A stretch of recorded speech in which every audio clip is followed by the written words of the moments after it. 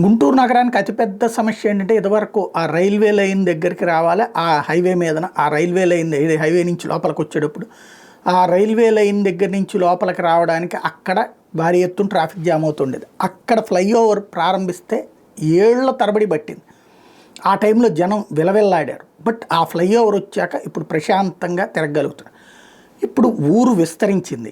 ఆ ఊరు విస్తరించినటువంటి వేళ దానికి అనుగుణంగా ఫ్లైఓవర్లు ఒకప్పుడు విజయవాడలో ఇట్లాంటి సమస్యలే ఉన్నప్పుడు ఉపేంద్ర ఎంపీగా గెలిచినటువంటి సందర్భంలో ఆ తర్వాత గద్దె రామ్మోహన్ కానీ వీళ్ళు చాలా సీరియస్గా సిన్సియర్గా పెట్టినటువంటి ఎఫర్ట్లు ఇవాళ విజయవాడకి సంబంధించి ఒక సమస్యను పరిష్కరించినాయి. ఒకటి సింగనగర్ వైపుకి ఫ్లైఓవర్, పాల ఫ్యాక్టరీ వైపు ఫ్లైఓవర్, రైల్వే లైన్లకు సంబంధించినటువంటిది. అట్లాగే మన సత్యనారాయణపురం రైల్వే లైన్ తొలగింపు, ఇట్లాంటి ద్వారా విజయవాడ ఇప్పుడు ఎవరి పనాలు చేసుకుంటున్నారు అంటే కారణం అదే. అట్లాంటి పని ఇప్పుడు గుంటూరులో ఇంతకుముందు గల్లా జయదేవ్ వల్ల కాలేదు, అంతకుముందు ఉన్నటువంటి ఎంపీల వల్ల కాలేదు. ఇప్పుడున్నటువంటి ఎంపీ మంత్రి కూడా అయినటువంటి పెమ్మసాని చంద్రశేఖర్ ఎన్ఆర్ఐ అయినా చాలా సిన్సియర్గా ఎఫర్ట్ చేస్తున్నారు, పర్ఫెక్ట్గా ప్లాన్ చేస్తున్నారు. అందులో భాగంగా ఏకంగా 3 ఫ్లైఓవర్లకి సంబంధించి ఓకే అయ్యింది.